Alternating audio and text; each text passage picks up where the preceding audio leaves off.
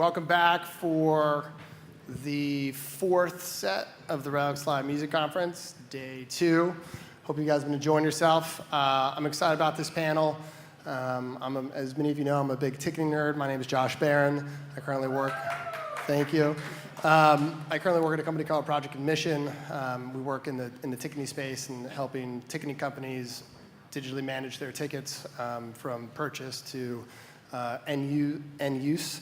But on my panel today, 4 esteemed gentlemen in the ticketing business, going down the line. Chip Thomas, longtime Ticketfly person, now an Eventbrite person. We can get into that a little bit.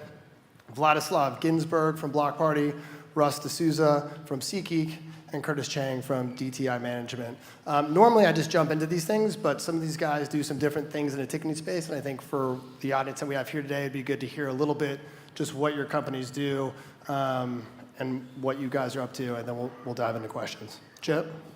Hey everybody, my name's Chip Thomas. I work for Eventbrite. I'm the music director over here, and came from the Ticketfly side. I've been at both combined for around 8 years, which is crazy. I never thought I'd spend close to a decade in ticketing, but here I am.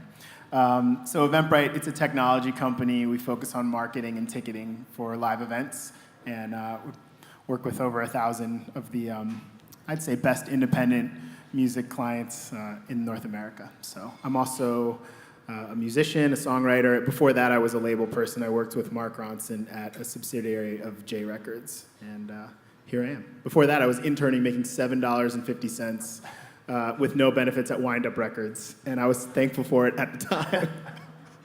That's it. I'm Vladislav Ginsburg from Block Party, Vlad for short. Block Party is a technology company.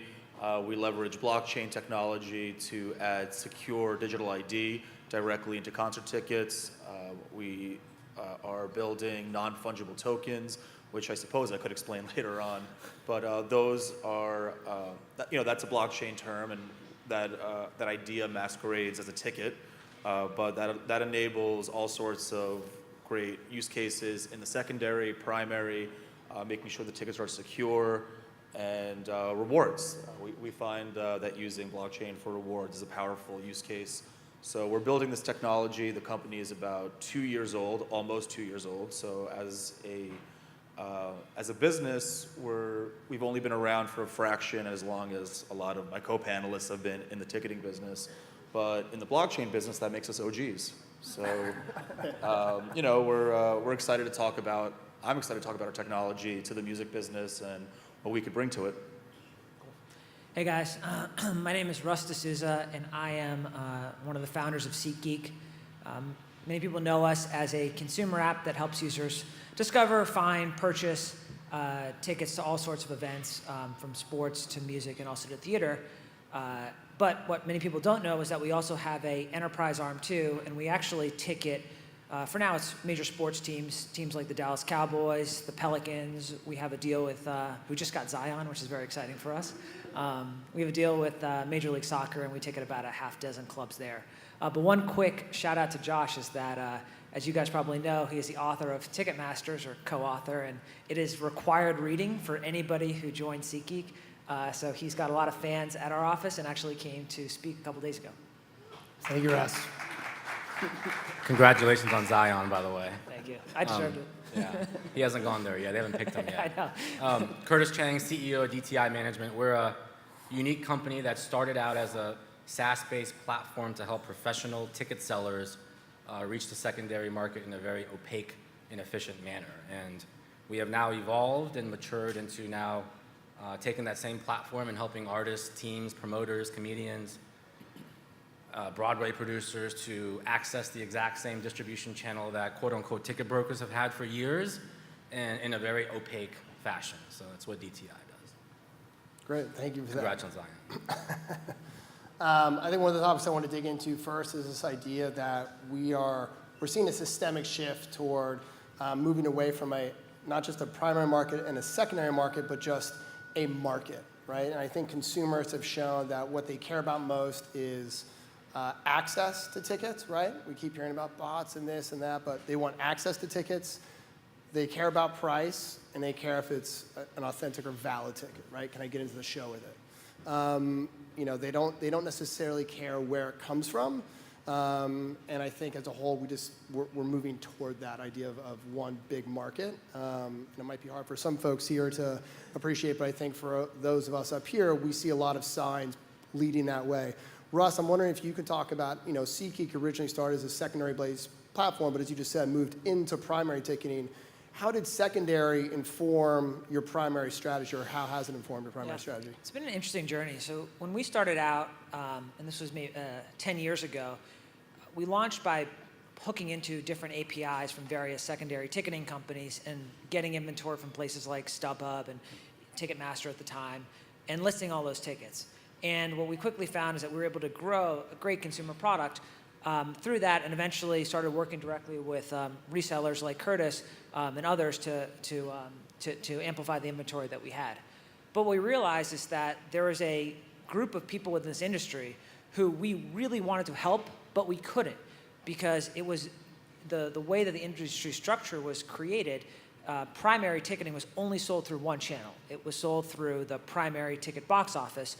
And although many fans were coming to SeatGeek to look for tickets, we couldn't put primary ticketing alongside the secondary tickets because those primary companies did not want us to. Now, some of them did. You see Eventbrite as a company that I think has built out a great suite of open APIs that has embraced the idea of distribution. But there are some large players, let's say it that way, that own a lot of the primary ticketing contracts and have been reluctant to support the open marketplace. When we went into primary ticketing, one of the biggest focal points for us is how do we allow for the broad distribution of tickets? Because we believe that our job should not be, and this is the sort of as a primary ticketing company, shouldn't be to force people to come to the SeatGeek app or SeatGeek website exclusively to find content. Let's put the tickets where the fans are. And today that means putting tickets on many different secondary or retailers or places where fans are looking to buy tickets. But we also partner with Facebook. We have deals with Snapchat. There are so many other places that fans are willing to go. And I think the benefit for the rights holder, and I think about that from the venue and the artist perspective, is if you can do that, then you can tap into all these audiences and you can create these almost impulse purchases. If people are showing the right inventory at the right time, they're willing to buy a ticket. And we've seen that play out really well. Nice. Curtis, part of what you do, I feel like, is a lot of education about the secondary market. And I think there continues to be a lot of misperceptions about the secondary market. There's certainly bad actors in it. But again, to my earlier point, it's really become a massive distribution channel for primary tickets, for primary inventory. And I don't think consumers necessarily care, but I think as stakeholders, there has been a move to sort of come to adopt and realize that what a company like DT offers is broader distribution. But obviously, it takes a lot of education. They're sort of reluctant to be seen as secondary, but they obviously want that distribution.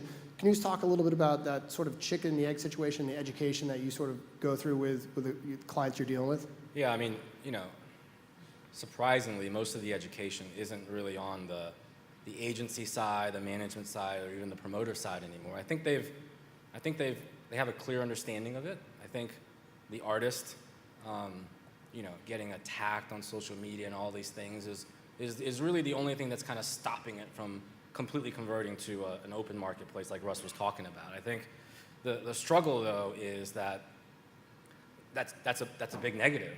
Like nobody wants to go on sale and have their fans think that they're ripping them off or lose any followers because of that. And I think that's the only reason that's kind of stopping this from happening. I think there's enough data out there. I mean, Russ and myself have been doing this for years.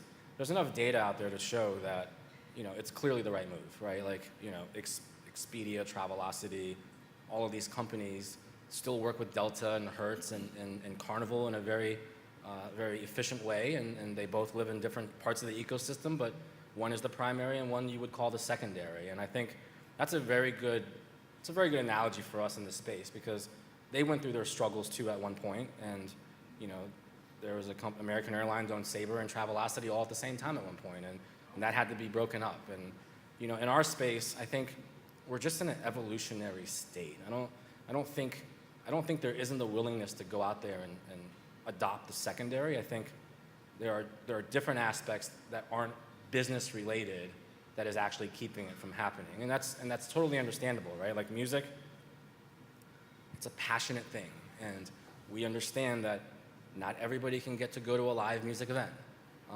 And I don't think that changing prices or going to the secondary or adopting certain is going to really change that. I mean, MSG holds 20,000 people. It's never going to change. There's always going to be more than 20,000 people that want to go to that Fish show every single year. And you know, how are you going to stop the people who don't get in from blaming the artist somehow? So in that scenario, I would say that, you know, knowing that that's going to happen regardless of the fact, then it's the responsibility of the management team and the agencies to explain to their artists that this really is the only way to go capture some of the money that you're losing from not being able to monetize on albums anymore.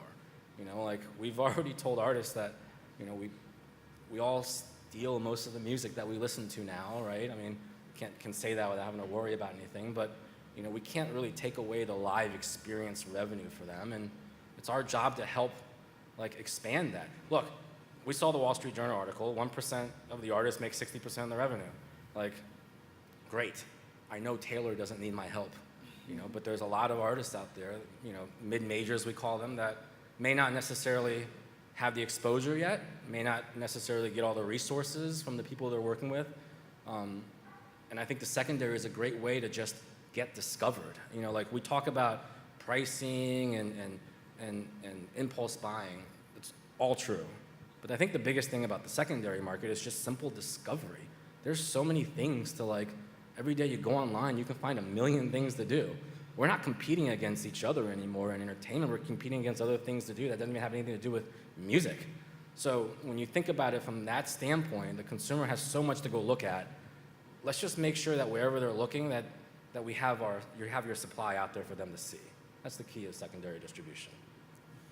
And is your point, someone used the phrase emotional KPIs yesterday, and I think it sort of gets to what you were talking about. Is like the reluctance, this emotional situation versus like the pragmatic understanding of it, and they're trying to reconcile the two. And I'd say on top of that, do you think consumers in general have come to realize that as secondary has increased, that primary's reaction to it in increasing the face value of tickets to capture that originally, they've come to say, I'm okay with that higher price Taylor ticket, or I'm okay with that higher price face value? Or I'll be honest, I'm not sure they care that much. I think we think they care a lot because, you know, the minority usually has the loudest voice in that situation. But, you know, when you look at, like, my niece orders from Grubhub and Uber Eats, and they pay 40% for a Starbucks coffee to have it delivered to their home, and in their eyes, they're like, what's the difference between that and buying from Starbucks directly? They don't consider that primary or secondary. They just consider that's an ease of purchase for them, and they're willing to pay a price for that. They're willing to pay a price for convenience and ease of purchase. Like, I'm sure Russ can talk a lot about that because we're not in the consumer space, but you know, that's where I see, like, I don't see it as like this big issue where we have to find a way for every fan to get into the event and make it affordable for them, because that's not really the reality in life with anything else that we do. If we want to make an exception for just music out of every other product in the world that no one else is allowed to monetize as much as they want on it, then so be it. That's cool. DTI probably won't be in business very long after that. But, you know, I don't think that's where it's going to go. I think it's going to be where, you know, my niece buys from StubHub, doesn't even know what Ticketmaster is, goes to the music festival and sits next to somebody who's either paid a higher or lower price than her, and she doesn't care. And I think that's the reality of what's the new evolution of ticketing. Chip and Vlad, to what degree does sort of the secondary market and its evolution or sort of current status impact what you guys are doing on a day-to-day level? Yeah, sure. I mean, you know, so we are a primary ticketing company, but understand that the secondary marketplace is something that, you know, we need to spend some focus on. So, you know, what we've done, we've partnered with a company called Light, which I think a lot of you are familiar with. I think they're here, actually. You know, a good example is looking at the Newport Folk Festival, where it sells out very quickly, but there are people who just don't get access to those tickets on the on sales. And, you know, with Light, we're able to have people sell tickets back who can't make the show, which happens quite often, and get put on a waiting list. So I'm in favor personally of keeping both the ticket price and the fees as low as possible. I think it's better, and this is just my personal opinion, it's better to try to sell more tickets than, you know, gouge the marketplace. But That's kind of where I would lean on that. So, we're focused on the primary, but understand that secondary is a reality, and we have to be involved in it. And I think, partnering with companies like Light has helped us do that. And then you talk about distributions, the same thing. We have the Facebooks and the Songkicks and the Spotifys of the world where tickets are available for purchase. So it's just getting the word out as much as possible. But, we're a primary ticketing company, and that's where our wheelhouse is, I would say. Not unlike Eventbrite, we started with a primary platform, even though a lot of the benefits of a blockchain touch the secondary market. But we decided internally that before we get there, it's important that we get ticketing on the primary level right. Let's just make sure that we can fulfill a ticket, get customer service right, get access and entry right, make sure that all of that is functional. We're a lean startup, so we want to get out to the market and get our product out there and learn from that experience. We're in the process now of building out our secondary, and we'll have two features of a secondary. One will look something like Light, and the other is more of an open secondary. But in both cases, they're fully integrated with the primary.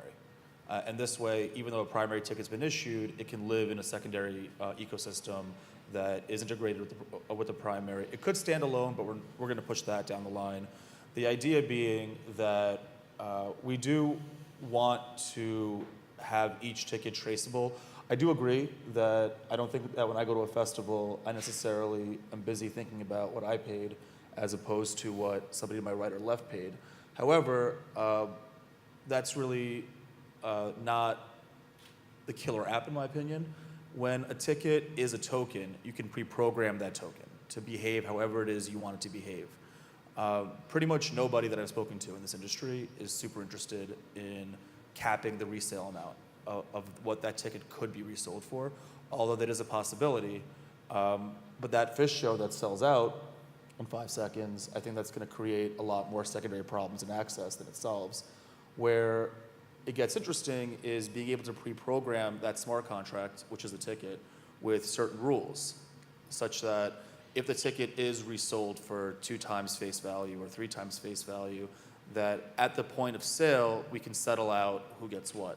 So in that case, we could program it such that 20% of that upside goes right back to the performer because, we don't really care as fans who serves a ticket. We care that we get to see the performer. So perhaps that 20% can go back to the promoter or the performer. However, that opens up another question. How do we not vilify the band for the upsell, for profiting off of it? So what we're doing is really creating these new products out of this technology that hope to answer questions in the industry. But the exciting thing for us is that we actually have the capability to do it, and we're building it. In terms of discovering, we watch with a lot of interest what Eventbrite does. What you guys have done with Instagram, for example, is really powerful.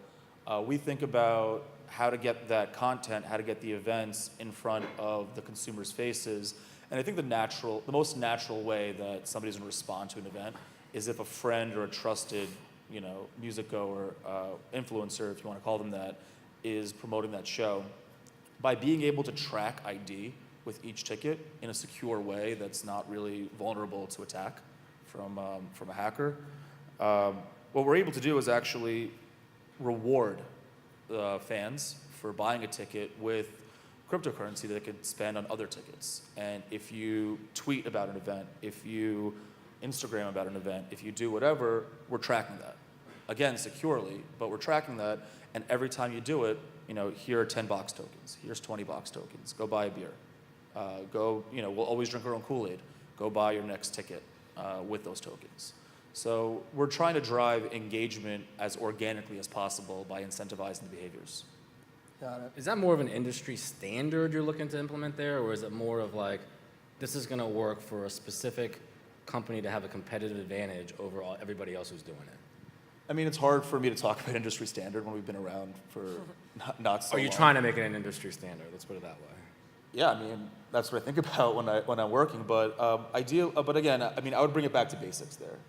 A product should fundamentally answer a question, and these are questions that, as fans, we've had for a long time, and now we have this great technology that allows us to answer them in a tangible way.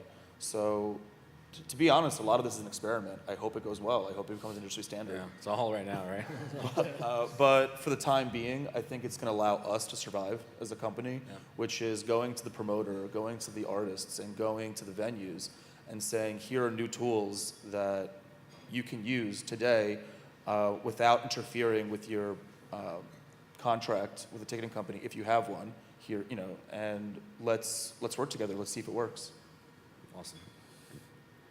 I think it's fair to say that we all want to sell more tickets, right? And not every show is a sellout, not every game is a sellout. And there's a statistic that continues to be floated that has been validated at different times to me that roughly 40% of tickets go unsold every year. One of the ways that we combat that is through better distribution, right? And that's obviously something, Russ, that you spoke about. Curtis, it's something that you just spoke about, through, commercially driven APIs, et cetera. Talk to me a little bit about what you see as the current successes and failures of ticket distribution as you see it now.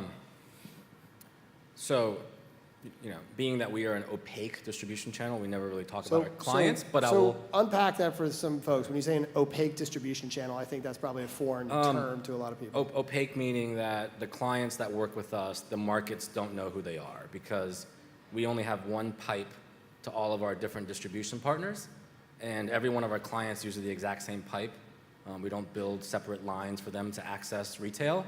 So this way, any of the retailers who sell our tickets doesn't know if seller A or seller 100 is selling the tickets. They just know it's a seller in general. So, but what I will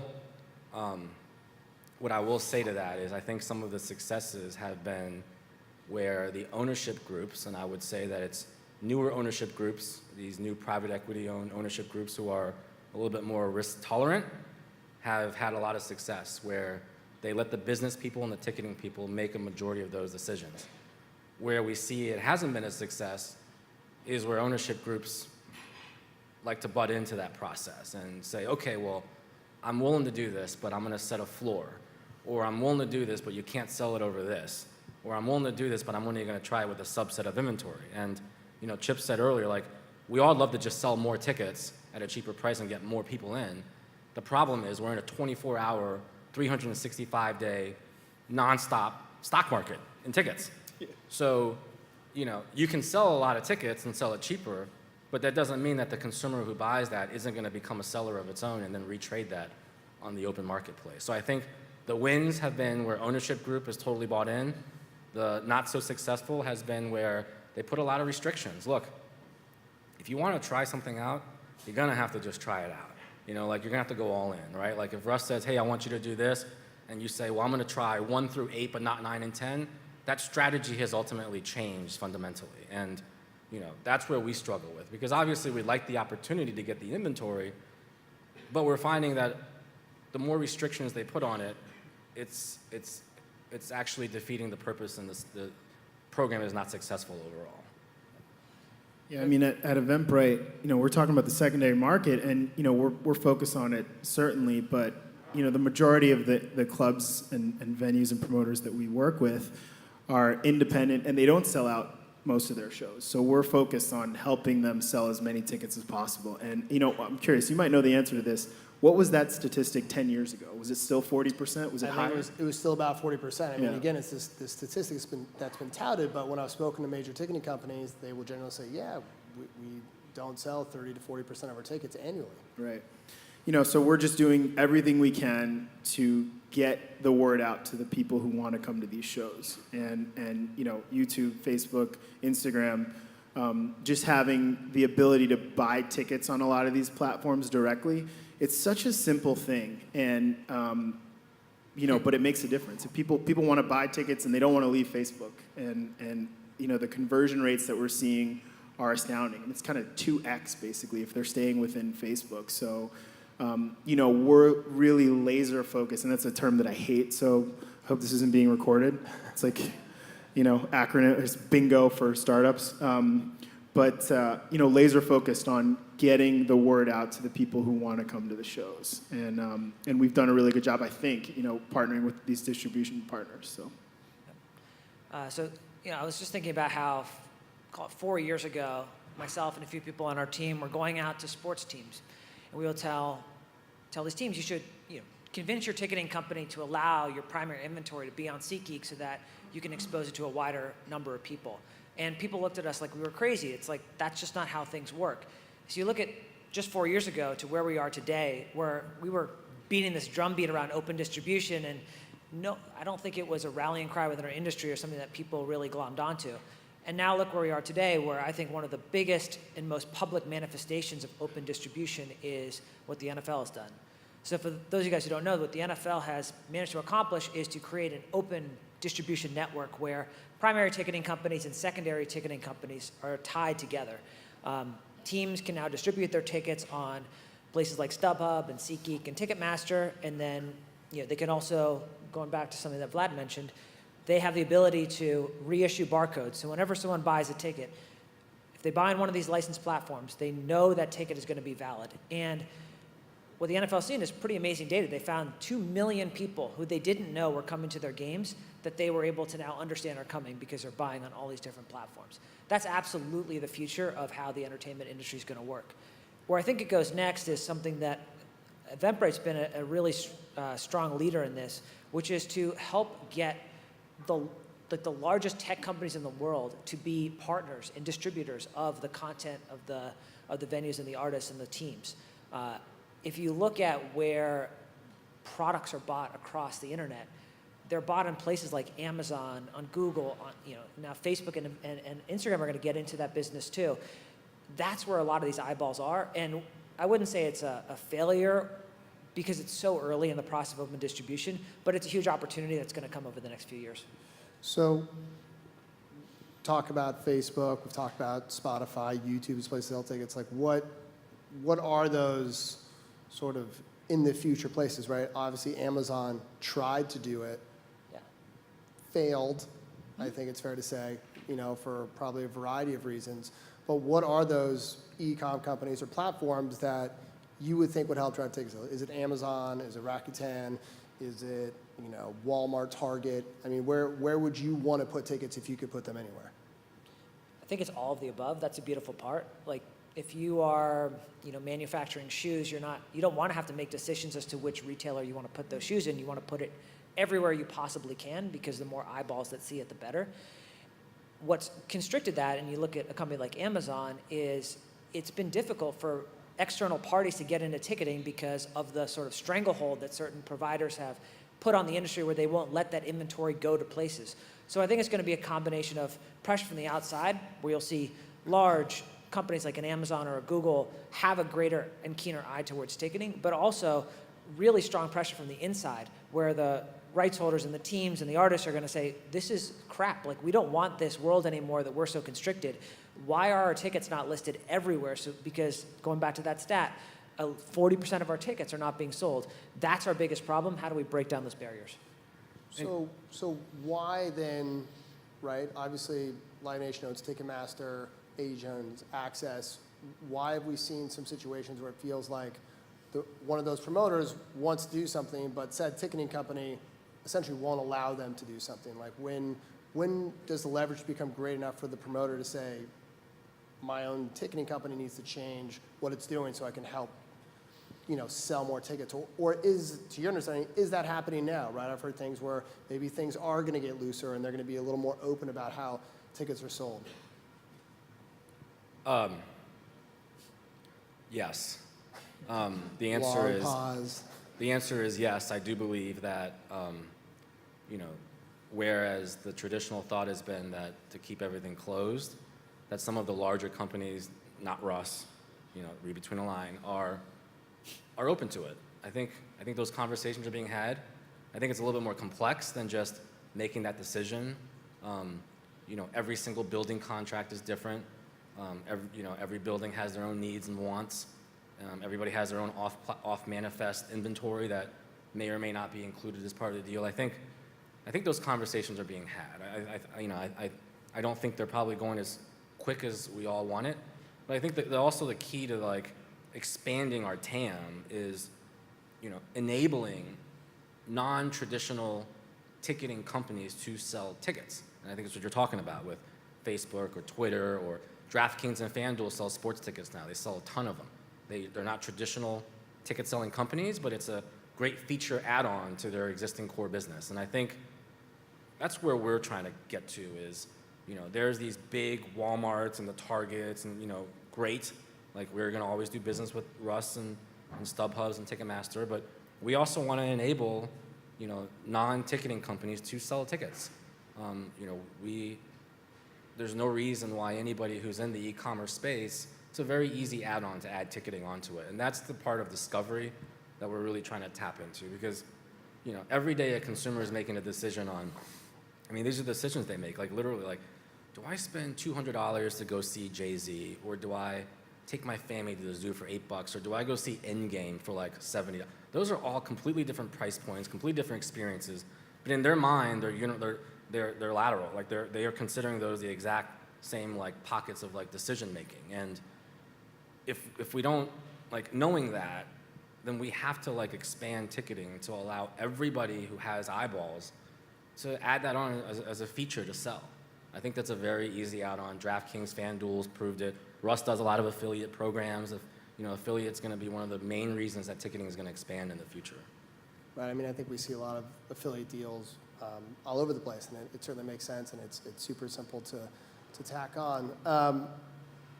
One of the areas that the industry seems to be pushing toward, and I think, Russ, you touched on a little bit with the NFL when we were talking about it earlier, is I'm hearing the phrase more and more of identity-based ticketing, right? And that's a push toward digital ticketing. And I think we generally agree that once tickets go digital, certainly this is the case for Vlad's company, like it allows a lot more to happen. It gives you a lot more tools in your toolkit in terms of tracking that ticket.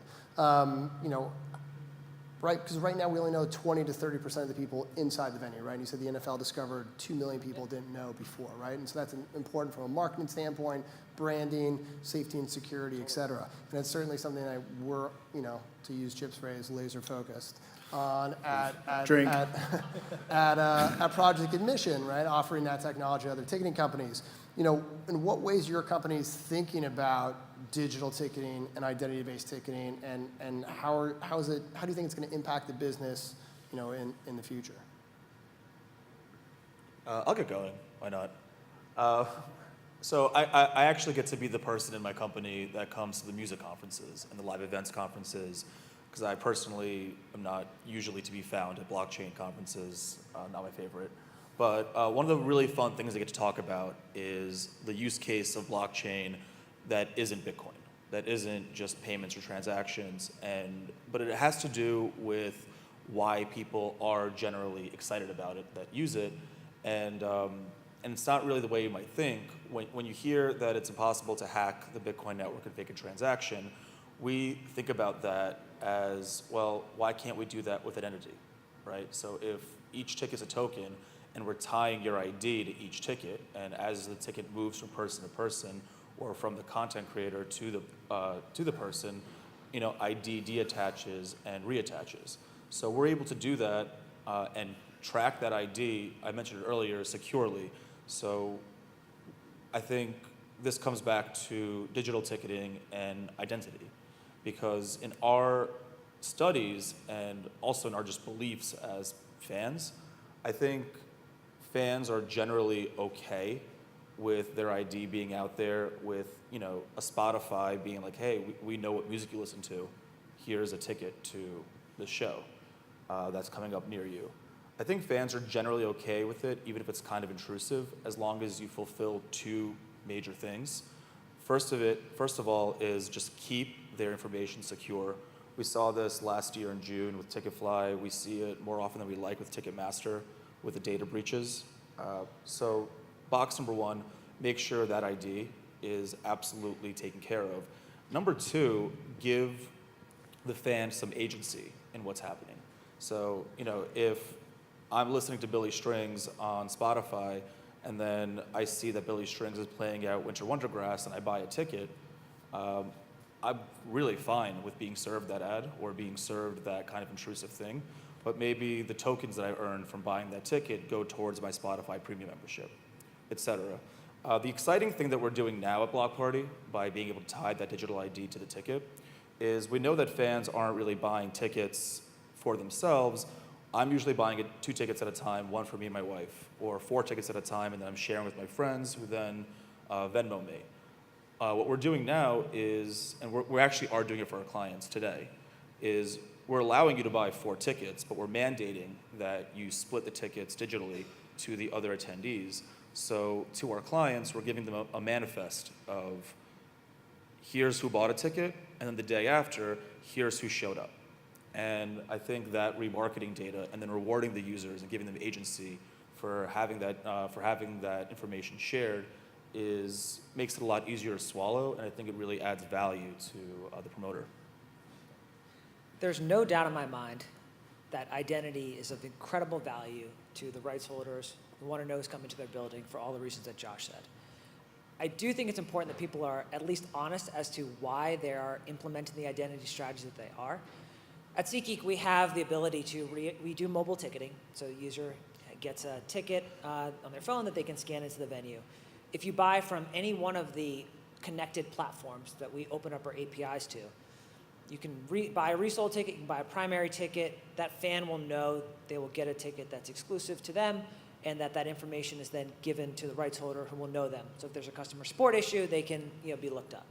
And we do that all for free because we think that it's to the benefit of the live entertainment experience if the primary ticketing systems are connected to the other retail experiences. What I am in opposition to is the way that some companies use more restrictive forms of access control under the guise of, hey, we're going to make it easier to know for these venues to know who's coming to their building. But really why it's done, it's because they want to create walls that prevent the fan from moving their ticket to different platforms, because they make it so that they know uniquely who that person is, and they can also sever those ties so that you can't bring it to other places, or they can disable that ticket. They can do a lot of different things, or they can just charge enormous fees for anybody who wants to, who's another platform, and the fan is bringing their ticket there. That reduces fan choice. It makes it so that beloved sites for a lot of fans, StubHub, SeatGeek, Game Time, these are all places that people want to go to buy tickets. They go there on their own volition. You hate to see a world in which those sites are cut out or have bad, degraded experiences, all under the guise of, well, we're doing it around identity. I mean, in terms of digital ticketing, I can't believe we're not fully digital in ticketing yet. The number of venues and promoters who ask me for printers, I give them to them, but I just think it's a dead technology. But, I think we're getting there. When you talk about, blockchain technology, what makes me really excited, it's basically creating a rule for a piece of inventory, whether it's a ticket or anything, frankly. To be clear, I'm not the best person to talk about blockchain technology since I bought Bitcoin in November of 2017 when it was $20,000 per Bitcoin and lost everything. Doing better now. Yeah. So I actually held on to it. I just pretend like it doesn't exist, and I check it every 6 months. So, but anyway, I think it's really exciting, and at Eventbrite I'd say we're watching closely from afar when it comes to blockchain technology. Really exciting. We're always focused on looking at new forms of technology. We don't want to be seduced by new forms of technology, if that makes sense. We're always looking to see what's coming next, but I still just don't understand why we haven't fully digitized our ticketing. Is that old school promoter in Ohio who wants the printed tickets, but It's the fans.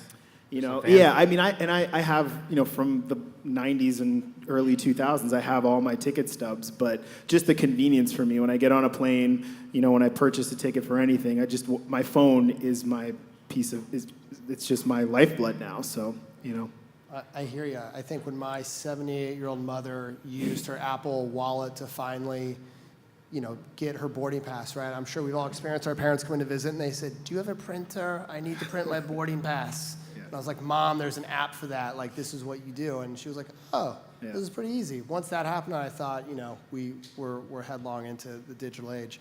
I certainly have more questions, but I want to make sure we open it up to the audience. We have about 15 more minutes. So if you want to bring the lights up, we can ask some questions. If not, I got plenty more.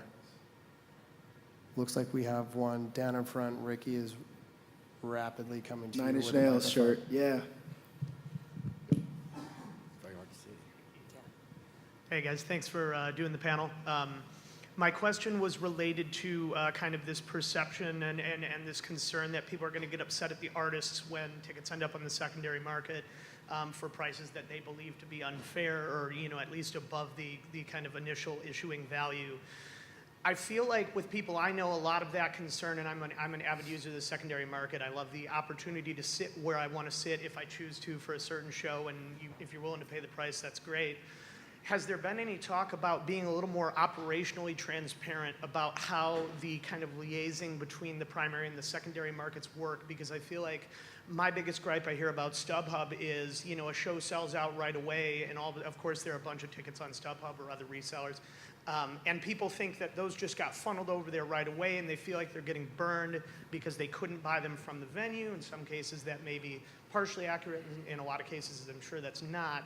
Has there been any kind of thought to being a little more transparent with the public about how this works, and kind of, you know, making sure they know up front, this is how it's going to happen. You're going to have your fair shot at primary issue. If not, it's available on the secondary market for you. Do you think that might kind of tamper that backlash? So I would answer that I'll answer that question based on a comment from the previous is, you know, there's the identity-based entry, but there's also identity-based buying that really is the biggest issue right now in our space. You know, we've lived on this logic of like, whoever gets to that door the fastest gets the best ticket, and we're slowly transitioning to a space where when you do that, you create all kinds of issues, right? Like the biggest problem in our space right now is ticket bots. You're not going to stop them if you do everything based on time. They're going to write algorithms to get there quicker.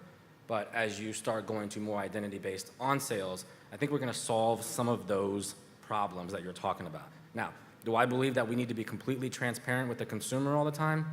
No, 100% not. I think right now, there isn't a clear-cut way. You know, there are some events that the primary is clearly listing on the secondary simultaneously. There are clearly some events where the primary has nothing to do with the secondary, and the secondary actually has tickets before the tickets are even go on sale. So I don't think we as an industry have solved any of those things yet to be able to elaborate that to the consumer in a very transparent manner. Can they not handle the truth? You know, sometimes putting too much information out there becomes a trickle-down effect on yield all the way down the value chain. And I don't think anybody here wants the primary ticketing to make less money, the building to make less money, the promoter to make less money, which ultimately means the artists make less money. Yeah, I keep citing what we've seen with the NFL because I think it's the first time that we've seen such a holistic approach to changing how ticketing can work that's embraced by such a large swath of the market.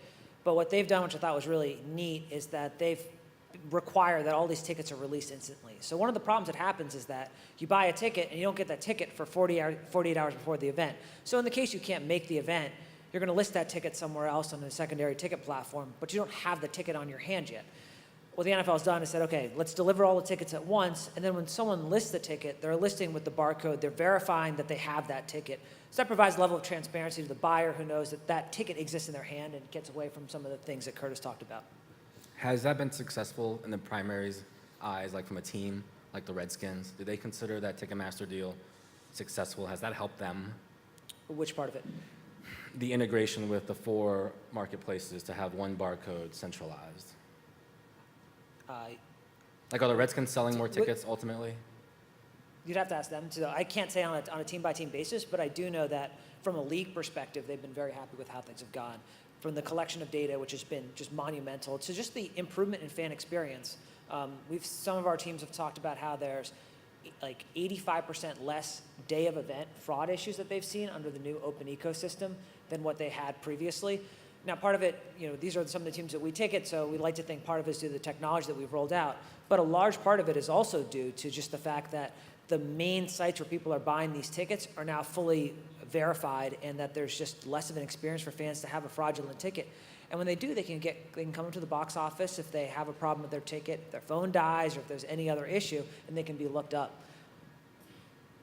I think that being transparent with the fan about how the ticket got to secondary, I mean, it's a big idea, but when you wade into the details of it, I do agree that it's not necessarily prime concern. Am I buying the ticket secondary or primary? Is the ticket real, and am I paying the price I'm willing to pay to sit where I want to sit? All that's great. In those same details, though, what is important to identify is where it becomes a problem. It's unsustainable, the bot thing, where 20 seconds after the on sale, you've got all these tickets that you can't buy already on StubHub. That sucks. Yep. And it's not sustainable. And if we're going to hear from artists that, well, we can't make money selling albums, so we've got to make money touring, you've got to make that sustainable for the artist. And if it's a bad experience because of bots and fans choose other activities, then now music's in a bit of danger. And I don't want to be a doomsayer. I just want to laser focus. Oh, Drake. And I want to laser focus on the bot thing, which again sucks. And it's how do you solve it? I mean, again, we go back to digital ID. We think bots can fill out the forms a lot faster than humans can, but they don't have faces and they don't have thumbprints. I mean, I kind of go back to Newport Folk because it's on my mind. It's coming up, and they've done. If you go to their website, they've done a good job at just letting you know, being fully transparent, saying, if you buy a secondary market ticket from Light, it is an Eventbrite ticket. It is going to scan as valid, and here are the price points. So I think that's important, and it's a good example of the way that we're trying to be on the secondary market. Yeah. Other questions? Good question. Hello. Thank you all so much for coming. This is my favorite topic. My question is related to exhausting demand in each market. And so I saw Garth Brooks speak like about a year ago. Chip was there, right? At Polestar. I was. And he talked about how when the show would sell out, they would add another one. And then they would add another one. And they would add another one. He made $350 million on one tour by just adding show after show after show. And so with all this data you guys are collecting, are you giving information back to the managers and the agents and saying, like, actually, there's another 20,000 people in line. You could add a second day at MSG and it would also sell out. So I think that's really valuable information that maybe isn't being passed along down the line. I mean, I can talk just, with some of the venues that we have in the 5,000+ cap range, that's automatically in for anyone who's selling that amount of tickets. It's always on the back end. So if it sells out, we have 2 shows, we could potentially add a 3rd show. I'd say 90% of the time when I see shows of that magnitude, I think so.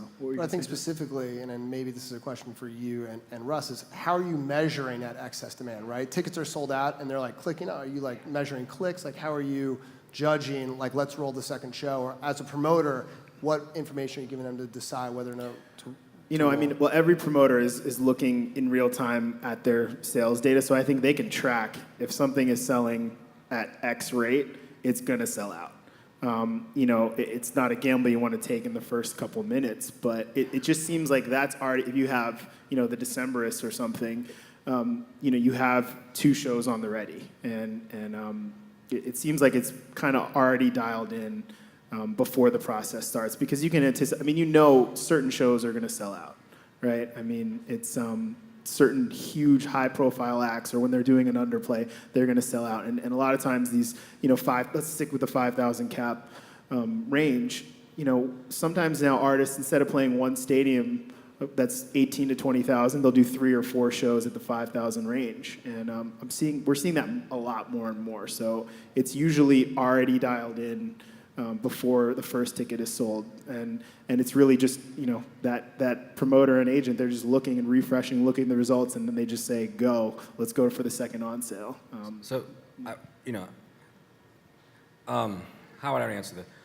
Yes, there are companies now that are providing that information to promoters, to managers, to agencies.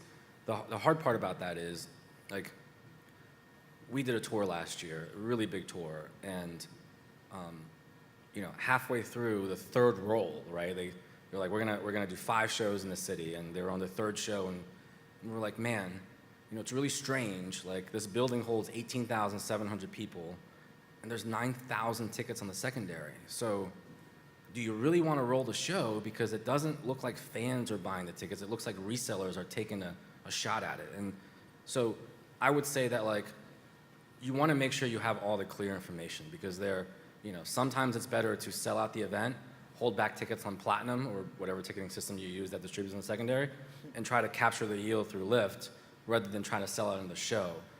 I've seen, I've been doing this 27 years, so like I've seen shows where the artist's like, I'm gonna roll 6 or 7 shows.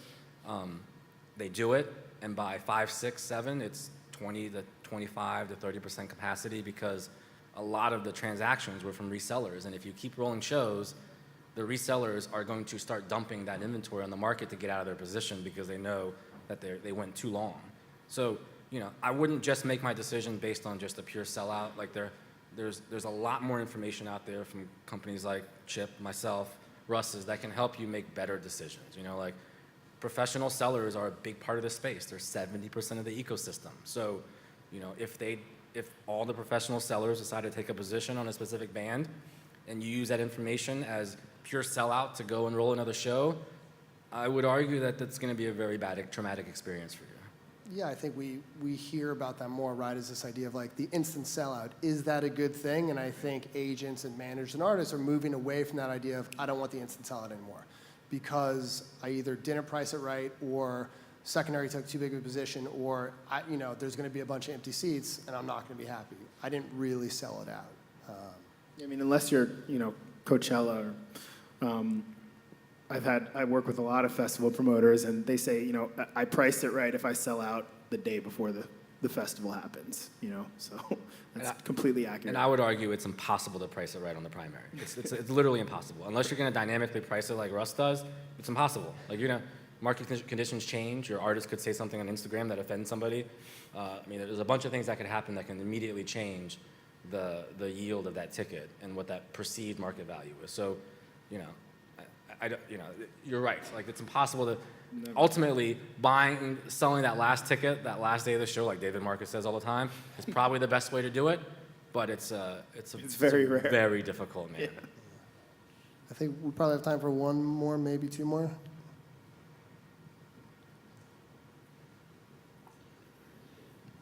Hi, guys. Thanks Hey. for the panel. It's been great.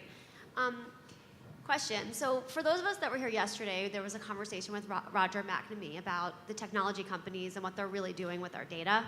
And I'm curious for you to shed some light on what's really happening with our data. Obviously, there's been a lot of products that have been rolled out around verified fan, and reserved ticketing now just was launched, and slow ticketing and all the things that David Marcus talks about. What are they position it in the press as fan first, and they want fans to have actually have access to the tickets. Why else are they doing it? That's yours, man. Yeah, look, I can't obviously speak to how Ticketmaster may be using or misusing your data, but what I can tell you is that, what we do on SeatGeek, we're obviously using the data that you use, the data we tell you that you're giving us, and we're using it to improve the site experience. So we're looking at what you're buying, what you're favoriting to in turn provide better recommendations to you. We're definitely not selling that data or providing it to any third party in a way that you would want to. We started SeatGeek because we're fans of going to live entertainment. We try to think about what would we want as a fan out of a ticketing company and try to act accordingly. I don't think that's the way that everyone in our industry thinks about what their job is in the ticketing business, but that's one of our competitive advantages and why I think we can get really smart people to want to come to SeatGeek and build great stuff. Yeah, I would, go ahead. So I was just say, right now we're not doing anything but securing it because we're still working on that. But sort of this like high-minded idea that I've really come to realize after doing this for a couple of years now is I've like rediscovered why I love going to festivals and music events. It's because it brings together absolutely all walks of life, and then the only unifying characteristic is that everybody has a ticket to be in the same place. So we want to run, so we want to track that. We want to track the behavior of that ticket, make it the focal point of every transaction that happens before the event and during the event. So I imagine eventually we'll get to a place where we're going to have a lot of great data and perhaps make that a bit more targeted for advertisers and sponsors of live events.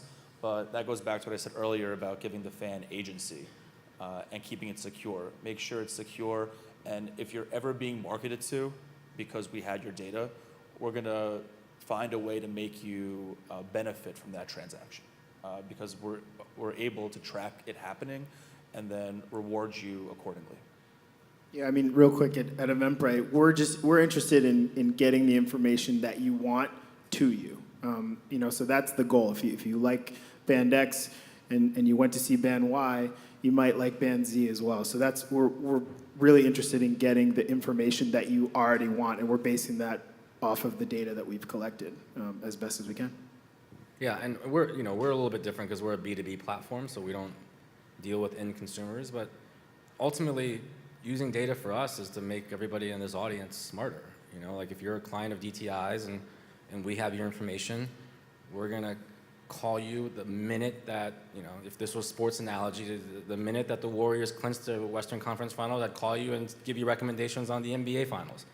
As soon as your Chicago, as soon as your artist finished playing at Chicago, I'm gonna let you know, what night 2 looks like or what the other end of the tour is gonna look like. I think, data is ultimately to make people smarter and make better decisions. So we're in a pretty unique space because we don't have to deal with consumers. Our clients are the people in this room. We use it to enable them to make better decisions. They don't always take our decisions and always take our recommendation, but the goal is to just make it smarter. It isn't just the data of the inventory that you're providing our organization at that time. It's also the ecosystem of thousands of professional sellers who are also trading that inventory in real time in a very open marketplace. Nice. All right, one more question.